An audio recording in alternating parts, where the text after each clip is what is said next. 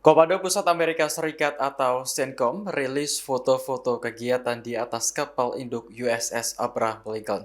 Kapal tersebut terakhir kali terdeteksi di Laut Arab yang jaraknya sekitar 700 km dari Iran.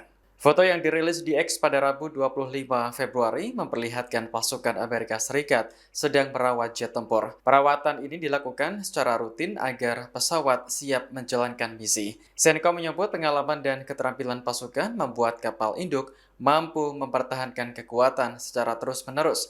Bahkan jet tempur Amerika Serikat disebut mampu melakukan lebih dari 100 serangan per hari. Pentagon juga terus menambah mesin perangnya ke Timur Tengah saat ketegangan dengan Iran meningkat. Terbaru, kapal induk USS Gerald R. Ford singgah di pangkalan militer Amerika Serikat di Yunani. Kemudian 12 jet tempur F-22 dikerahkan dari Inggris menuju pangkalan Israel. Sejumlah negara khawatir hal tersebut menandai perang semakin dekat. India telah mendesak warganya untuk segera meninggalkan Iran. Negara-negara Eropa juga mengeluarkan peringatan bagi warganya untuk menyelamatkan diri dari Timur Tengah.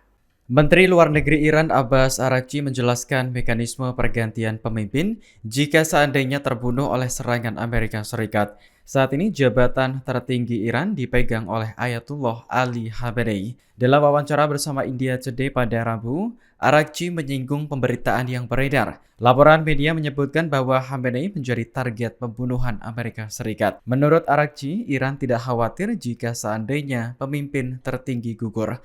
Pasalnya, sistem di Iran tidak didukung oleh individu, melainkan rakyat. Dengan begitu, rezim Iran tidak akan runtuh karena semua orang akan diganti melalui prosedur yang ditetapkan. Di sisi lain, Iran juga mendapatkan dukungan dari luar jika Amerika Serikat berusaha menargetkan Khamenei.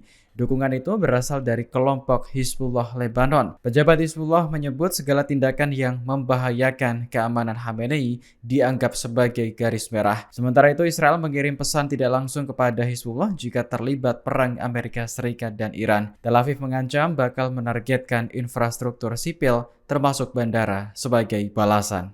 As a lot of you know, there are way too many Americans who are being defrauded by very bad actors in our society.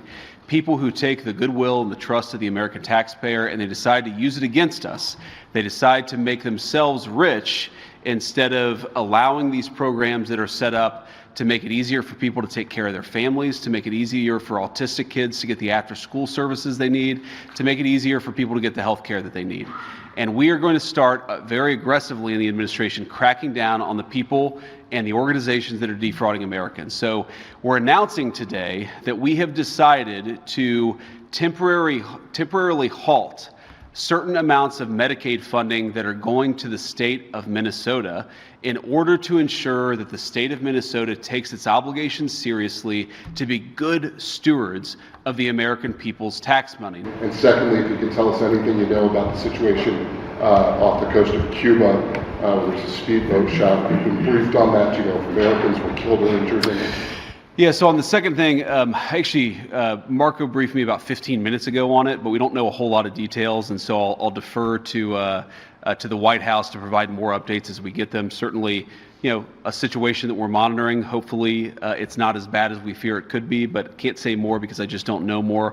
Well, I'm not going to make any news on Iran today, Caitlin. I'll let the president make those announcements. As you know, he is sending two of his best negotiators to Geneva tomorrow in order to continue to try to strike the best deal possible for the American people. But the principle is very simple. Iran cannot have a nuclear weapon. If they try to rebuild a nuclear weapon, that causes problems for us. And in fact, we've seen evidence that they have tried to do exactly that. So the president sending those negotiators to try to address that problem, as the president has said repeatedly, he wants to address that problem diplomatically, but of course the president has other options as well.